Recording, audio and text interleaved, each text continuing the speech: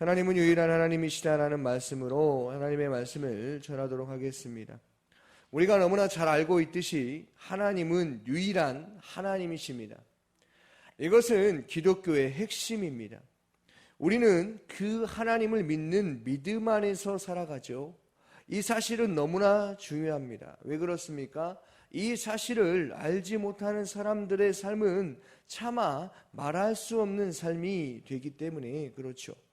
하나님을 아는 것과 그 하나님의 사랑을 누리며 살아가는 존재, 하나님의 자녀가 되어서 신분이 변화되어서 주 안에서 살아가는 보배로운 존재가 바로 하나님이 사랑하시는 백성이 바로 저와 성도님이라는 것입니다. 이 사실이 변함없음을 성경에서 말해주는데요. 오늘 제가 성경을 읽어드릴 때에 이 말씀이 우리에게 믿음으로 받는 은혜가 있기를 원합니다. 요한일서 4장 7절에서 12절 말씀입니다. 사랑하는 자들아, 우리가 서로 사랑하자.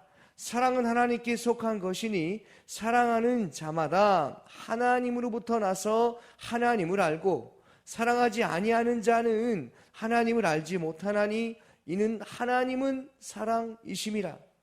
하나님의 사랑이 우리에게 이렇게 나타난 바 되었으니 하나님이 자기의 독생자를 세상에 보내심은 그로 말미암아 우리를 살리려 하심이라. 사랑은 여기 있으니 우리가 하나님을 사랑한 것이 아니요 하나님이 우리를 사랑하사 우리 죄를 속하기 위하여 화목제물로 그의 아들을 보내셨음이니라. 사랑하는 자들아, 하나님이 이같이 우리를 사랑하셨은즉 우리도 서로 사랑하는 것이 마땅하도다.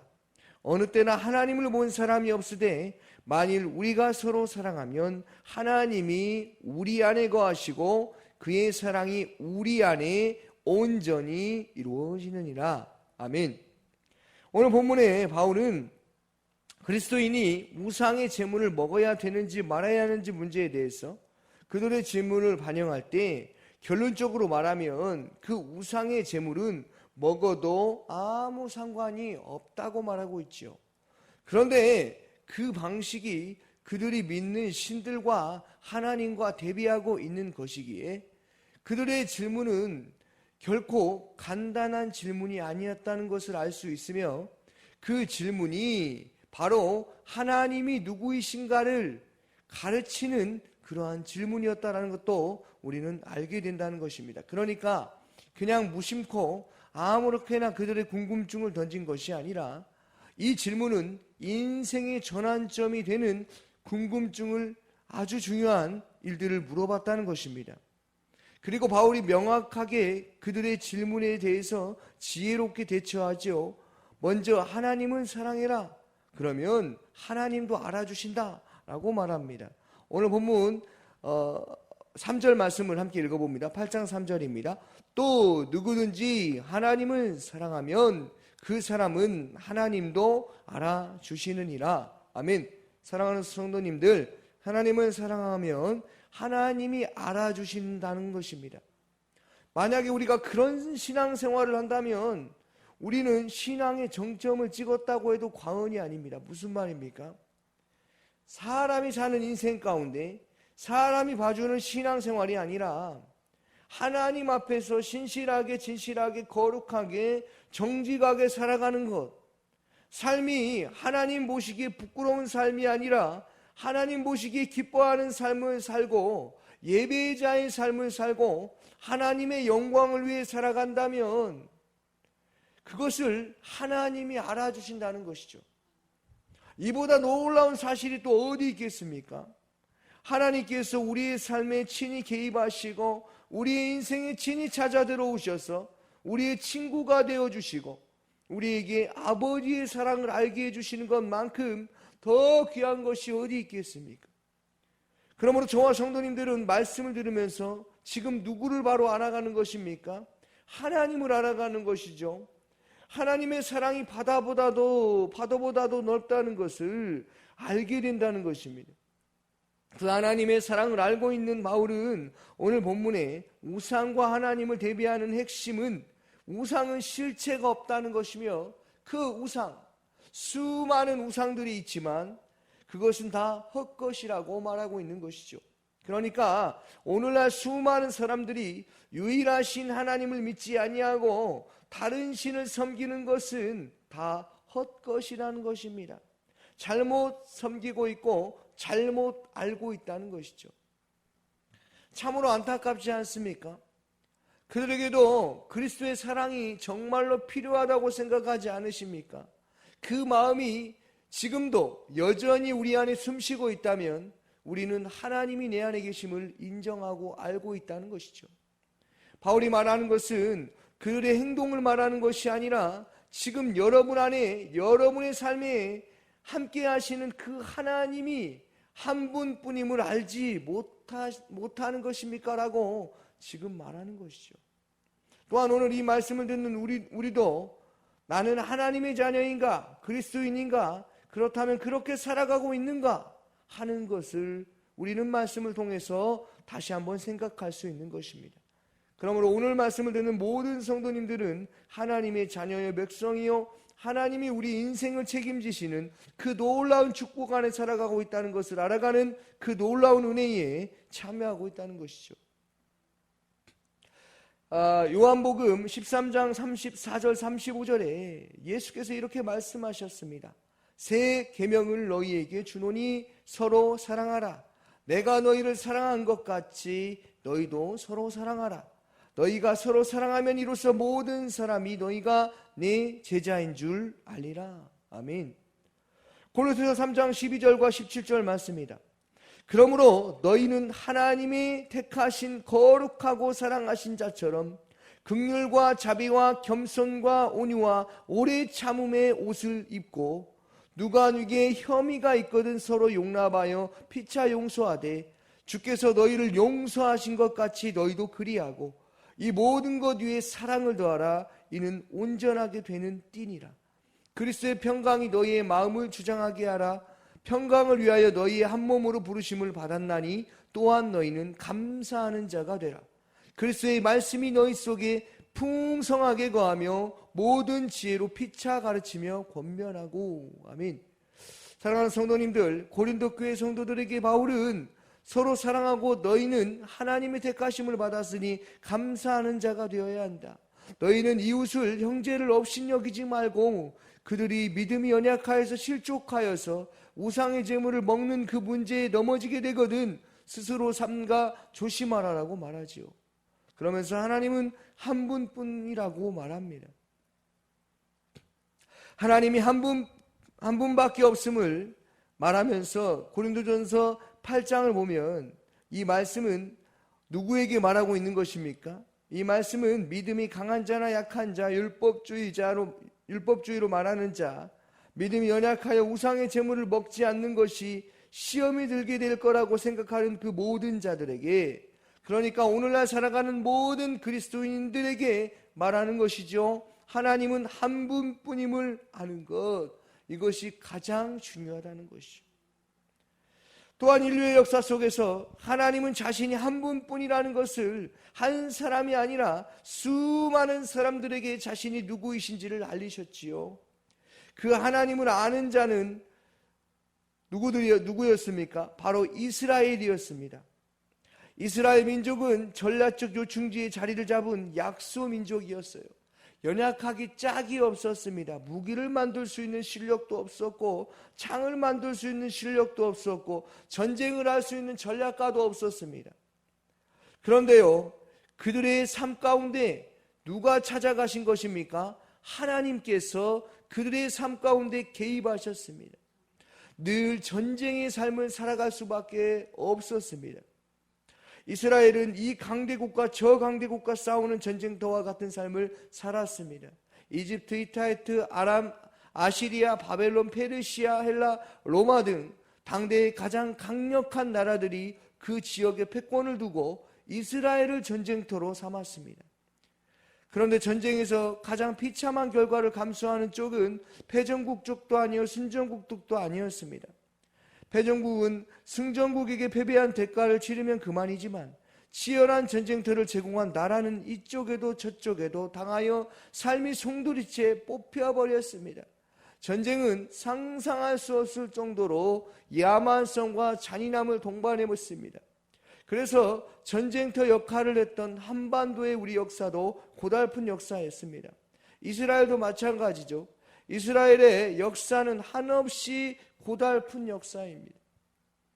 그런 이스라엘에게 하나님은 이렇게 말씀하셨습니다. 이사야서 41장 8절에서 14절 말씀입니다. 그러나 나의 종 너 이스라엘아, 내가 택한 야곱아, 나의 벗 아브라함의 자손아, 내가 땅 끝에서부터 너를 붙들며 땅 모퉁이에서부터 너를 부르고 내게 이르기를 너는 나의 종이라. 내가 너를 택하고 싫어하여 버리지 아니하였다 하였노라. 두려워하지 말라, 내가 너와 함께함이라. 놀라지 말라, 나는 내 하나님이 됨이라. 내가 너를 굳세게 하리라. 참으로 너를 도와주리라. 참으로 나의 의로운 오른손으로 너를 붙들리라. 보라, 내게 노하던 자들이 수치와 욕을 당할 것이요 너와 다투는 자들이 아무것도 아닌 것 같이 될 것이며 멸망할 것이라.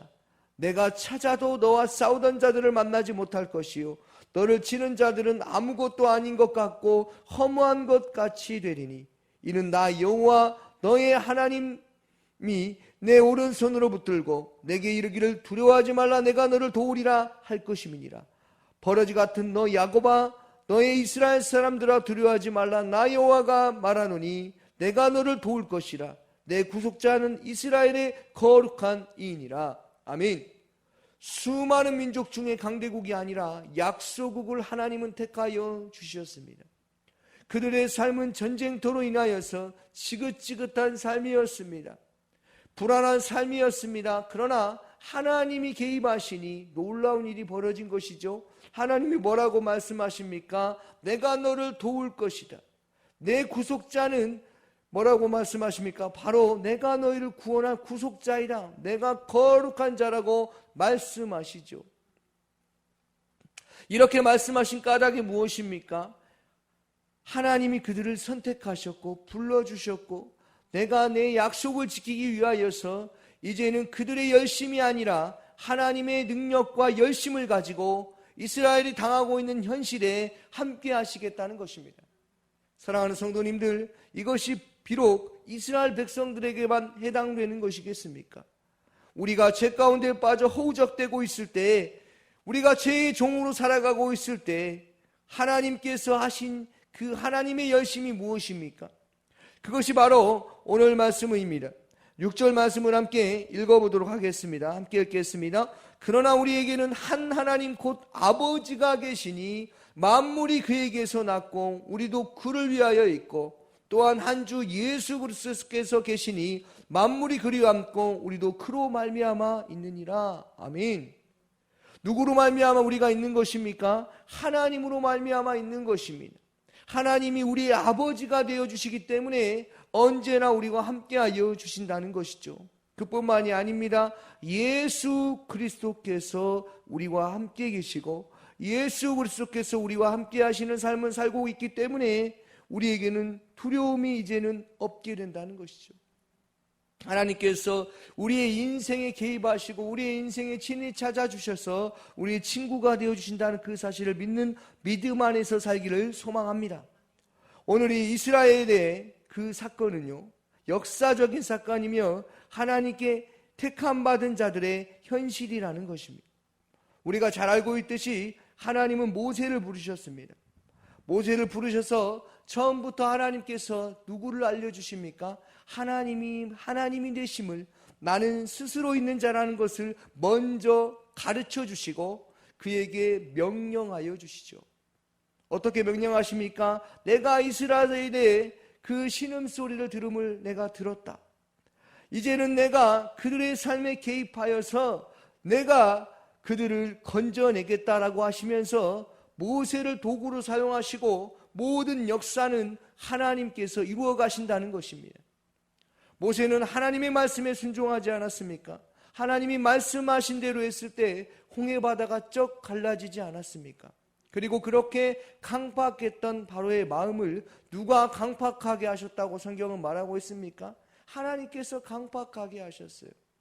그런데 그 과정 가운데 10가지 재앙을 내렸을 때 그것이 이집트에 있는 우상 숭배하고 있었던 그 모든 것들을 하나님께서 다 멸하신 후에 다 깨끗하게 하신 후에 이스라엘 백성들을 건져내셨다는 것이죠. 그리고 하나님은 그들이 노예 생활에 빠져나오지 못한 그들을 약속하신 대로 주전 1446년 하나님은 아브라함에게 약속하신 말씀을 지켜내십니다. 창세기 15장 13절과 14절입니다. 여호와께서 아브라함에게 이르시되 너는 반드시 알라 내 자손이 이방에서 객이 되어 그들을 섬기겠고 그들은 400년 동안 내 자손을 괴롭히리니 그들이 섬기는 나라가 내가 징벌할지며 그 후에 내 자손이 큰 재물을 이끌고 나오리라. 아멘. 사랑하는 성도님들, 하나님의 약속하신 바를 하나님께서는 우리에게도 이루시는 하나님이십니다. 이스라엘 백성이 어찌되었든지 미래와 운명은 이제 애굽에 사는 그들이 결정하는 것이 아니라 그들의 삶은 하나님이 결정하셨습니다. 하나님은 약속하신 그 약속을 지키시며 결코 실수가 없으신 하나님이라는 것입니다. 그 실수가 없으신 그 하나님을 우리는 알고 있는 것이죠. 그 유일하신 하나님은 바로 한 분밖에 없음을 우리는 알게 되는 것입니다. 그러므로 오늘 하루 가운데 주어진 일상 가운데 하나님께서 우리의 삶에 늘 항상 함께 하심을 기억하시고 나의 삶을 내어드리기를 원합니다. 나의 모든 것들을 내어드리며 하나님과 교제하는 삶을 사시기를 주님의 이름으로 축원합니다. 아멘. 오늘 새벽에 주신 말씀을 묵상하면서 함께 기도하기를 원합니다. 유치부를 위해서 함께 기도하여 주시고 유치부 아이들과 섬기는 교사, 순장들을 위해서 함께 기도하여 주시고 샤인코스 게스트들과 섬김이를 위해서 기도하여 주시고 수험생 김강섭, 노시연, 윤수환, 윤지환 우리 고3 수험생들을 위해서 기도하여 주시고 제천마을 마을장과 순장과 순원들을 위해서 기도하여 주시고 담임 목사님을 위해서 가정과 건강과 성령 충만함을 위해 기도하여 주시고 대통령과 이 나라 민족을 위해서 해외 선교하시는 임순택 선교사님 튀르키예에서 사역하십니다. 농어촌 선교 광신대학교를 위해서 함께 또 자신을 위해서 함께 기도하며 나아가도록 하겠습니다. 기도하겠습니다.